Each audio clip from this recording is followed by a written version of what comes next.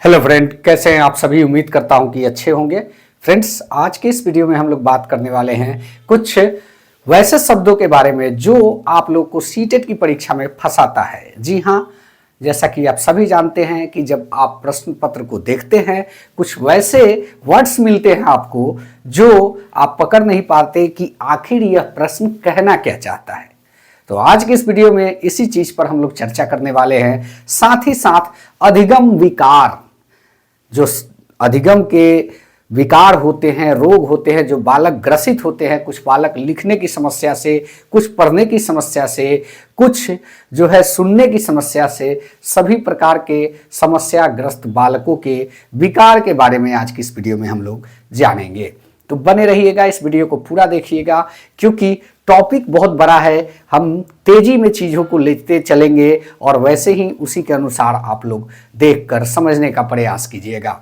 जैसा कि आप स्क्रीन पे देख पा रहे होंगे कि लिखा हुआ है अहं केंद्रित का मतलब क्या होता है, मुख्योच्चारित यादृच्छिक का मतलब क्या होता है, सृजनात्मक का मतलब क्या होता है, संप्रेषण का मतलब क्या होता है, अर्जन क्या है, अधिगम क्या है, समावेशी शिक्षा, स्कैफोल्डिंग, जेडपीडी, बोधगम निवेश, सहजता, योग्यता, अंतर्निहित, बहुत सारी चीजें हैं। समृद्ध भाषिक परिवेश, श्रुतलेख, अभिव्यक्तात्मक, ग्रहणात्मक क्या है, प्रत्यक्षीकरण, आत्मसात्वीकरण, मूर्त अमूर्त, बहुभाषिकता, विकार, भाषाई विकार, ये सारी चीज आखिर इनके मतलब क्या होते हैं, इस पर हम लोग डिस्कस करने वाले हैं।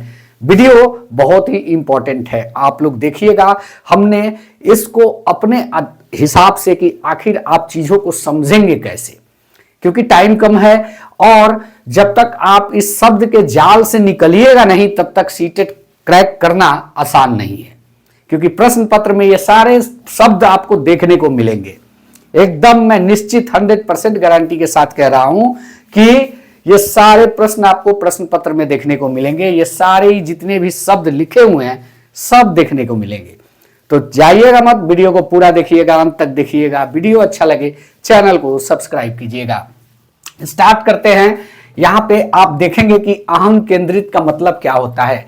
अहम केंद्रित का मतलब ये होता है कि बालक खुद को केंद्रित करता है, यानी कि टूटी फूटी भाषा में वो बात करना जानता है और कुछ चीजें अनुकरण के माध्यम से स्वयं से बात करता है। जी हाँ दोस्तों, ये बालक 0 से 7 वर्ष की अवस्था में जब होते हैं तब अहं केंद्रित होते हैं।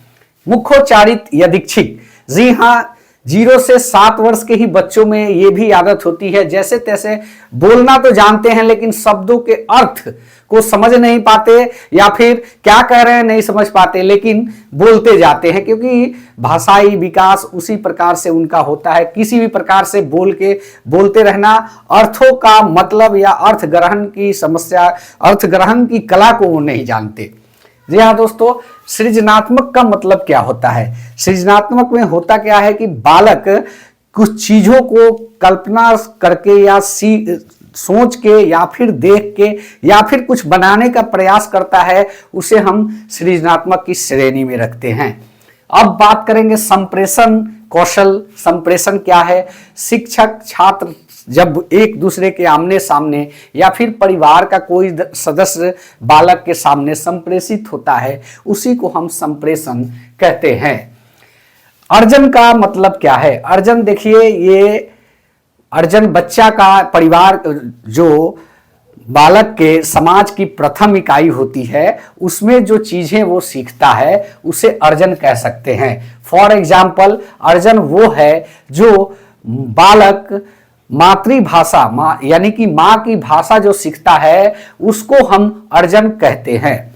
बात करेंगे अधिगम की, तो अधिगम में होता क्या है कि जो बालक द्वितीय भाषा सीखते हैं या फिर इंग्लिश हो, उर्दू हो, चाहे जो भी मातृभाषा को छोड़ के जो दूसरी भाषा होगी जिसको वो सीखता है, उसे हम लोग जो है अधिगम कहते हैं। समावेशी शिक्षा, समावेशी क्या है, यानी कि इसमें सभी प्रकार के बालकों को एक ही कक्षा में सम्मिलित किया जाता है, उसे समावेशी कहते हैं। या फिर कोई विकार से ग्रसित है या फिर कुछ जो है सुन नहीं सकता बालक, या फिर विकलांग है, या फिर किसी भी प्रकार की समस्या से फिजिकल डिजेबिलिटीज भी हो सकती है, सभी प्रकार के बालकों को एक ही कक्षा में शामिल करना ही समावेशी कहलाता है। स्कैफ फोल्डिंग क्या है? ये स्कैफ फोल्डिंग का मतलब एक तरह से होता है सहारा देना। यह वाइगोत्स्की के सिद्धांत से लिया हुआ शब्द है, आप लोग इसमें फंसते भी होंगे। तो स्कैफ फोल्डिंग एक सहारा देना, जैसे कि बच्चे कुछ करने का प्रयास कर रहा है लेकिन वो लगातार आपकी नजर में दिख रहा है कि वो विफल हो रहा है, थोड़ा सा हम उसको हिंट दे देंगे वो निकल जाएगा, तो वही चीज स्कैफ फोल्डिंग होता है। यानी कि ZPD, इसी को ही हम कहते हैं पार पाना, जोन ऑफ प्रोक्सिमल डेवलपमेंट। ये भी वाइगोत्स्की के सिद्धांत से ही लिया हुआ है। इसके बारे में सवाल पूछा जाता है, स्कैफ फोल्डिंग ZPD, ये पूछा जाता है कि कोई बच्चा, जैसे अभी हमने बताया कि कोई बच्चा अगर किसी पेरेंट्स या किसी परिवार के सदस्य द्वारा थोड़ा सहारा दे के अगर हम उसको कुछ सिखाने का प्रयास करते हैं तो क्या होगा, ये किनके सिद्धांत पर आधारित है, इस तरह के प्रश्न बनते हैं। बोधगम्य निवेश, ये क्या होता है? बोधगम्य निवेश का मतलब ये होता है कि कहानी के माध्यम से बच्चे को कुछ सिखाना और सीखने की चीज को रोचक बनाने के लिए आप जो कहानी के माध्यम से चीजों को बच्चों को बताते हैं वही होता है बोधगम्य निवेश। जी हाँ दोस्तों, यह वीडियो अच्छा लगता हो तो चैनल को जरूर से जरूर सब्सक्राइब करें। सहजता योग्यता, ये चौमस्की का एक दिया हुआ शब्द है, सहजता योग्यता, सहज योग्यता, क्योंकि उनका मानना था कि सहज योग्यता वही है जो बच्चे अपनी मातृभाषा को सीखते हैं, यानी कि बच्चे जो है जन्मजात भाषा सीखने की प्रवृत्ति होती है या भाषा के ज्ञानी होते हैं, जो भी समझ ले उसे ही सहज योग्यता इन्होंने कहा था। एक प्रकार से इसको इन्होंने भाषा अर्जन उपकरण का नाम दिया था। अंतर्निहित, अंतर्निहित मतलब कि कोई बालक या फिर कोई भी सदस्य, कोई भी हो, कोई एक पर्सन, तो उनमें जो चीजें हैं या फिर अपने अंदर समाहित करते हैं उसे हम अंतर्निहित कहते हैं। मुद्रित का मतलब होता है प्रिंटिंग, प्रिंटिंग के माध्यम से जो आप चीजें सीखते हैं या सिखाते हैं बच्चे को, जैसे बच्चे को अगर आप एक टेबल का कैलेंडर टांग दिए या फिर A for Apple, B for, वो सब कैलेंडर जो देखते हैं प्रिंटिंग वाली चीजें, वस्तुएं होते हैं जिसके माध्यम से बच्चे को सिखाते हैं। 1 2 3 4 जो भी कैलेंडर टाइप्स के आते हैं वो सारी चीजें प्रिंटिंग के अंतर्गत आती है, जिसका हिंदी नाम है मुद्रित। अब बात करते हैं कि समृद्ध भाषिक परिवेश, ये क्या है? भाषा के समृद्ध संपूर्ण भाषाई माहौल जो होता है उसे ही हम समृद्ध भाषिक परिवेश कहते हैं। श्रुत लेख का मतलब क्या होता है? इसका मतलब होता है सुनकर लिखना। जी हाँ दोस्तों, आपने क्वेश्चन इस टाइप के आपको मिले होंगे, नहीं तो नहीं मिले हैं, तो इन सब टाइप के हम क्वेश्चन आपको नेक्स्ट वीडियो में जरूर बताएंगे, क्योंकि ये आप लोग के लिए वर्ड जानना जरूरी है। श्रुत लेख का मतलब होता है कि सुनकर लिखना। अभिव्यक्तात्मक, अभिव्यक्तात्मक आप लोगों ने भाषा कौशल भी पढ़ा ही होगा, तो उसमें ग्रहणात्मक कौशल कौन कौन से होते हैं? एक होता है आपका सुनना, ये आपका ग्रहणात्मक कौशल होता है। और बोलना क्या होता है? अभिव्यक्तात्मक, मतलब कि चीजों को आप जो व्यक्त कर रहे हैं वो होता है बोलना।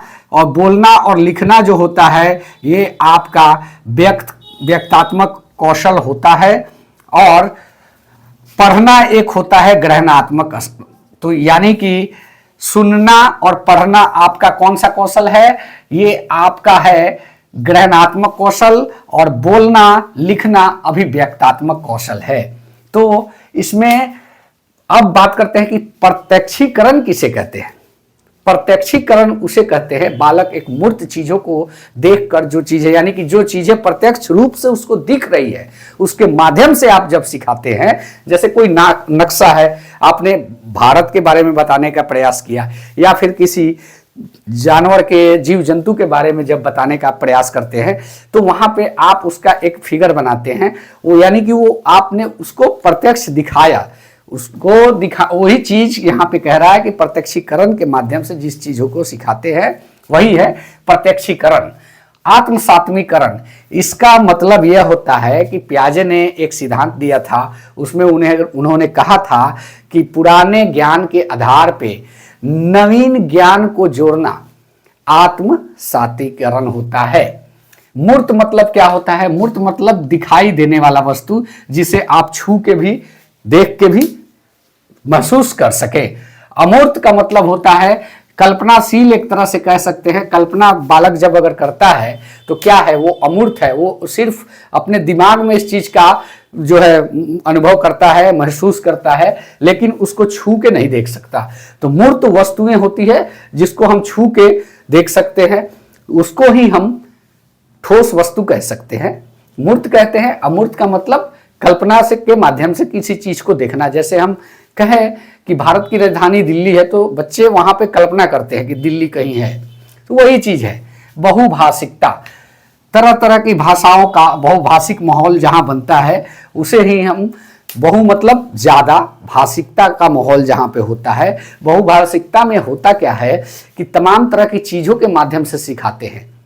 जैसे सभी भाषा के एक मतलब के क्या कहते हैं, क्लास में बैठे हुए बहुत से छात्र हैं, तो उसमें कुछ का मातृभाषा अलग है, कुछ का अलग है, कुछ का अलग है, लेकिन सिखाना है आपको किस चीज के बारे में? एक ही चीज के बारे में। सभी के नॉलेज लैंग्वेज को आप भी नहीं जानते, इसलिए प्रत्यक्ष चीजों के आधार पे, मूर्त चीजों के आधार पे आप बहुभाषी समृद्ध जो कक्षा होगी उसमें सिखा सकते हैं।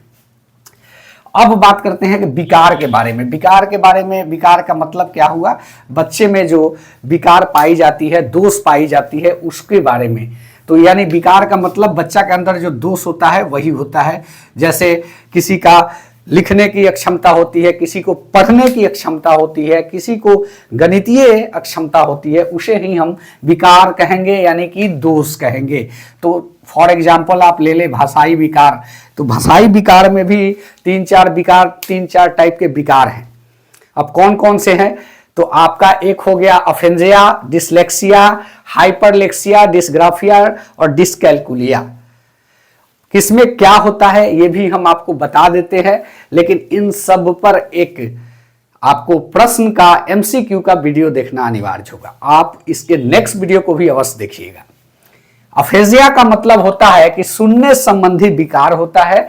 शिक्षक जो निर्देश देता है उसको बालक जो है हूबहू ग्रहण नहीं कर पाता।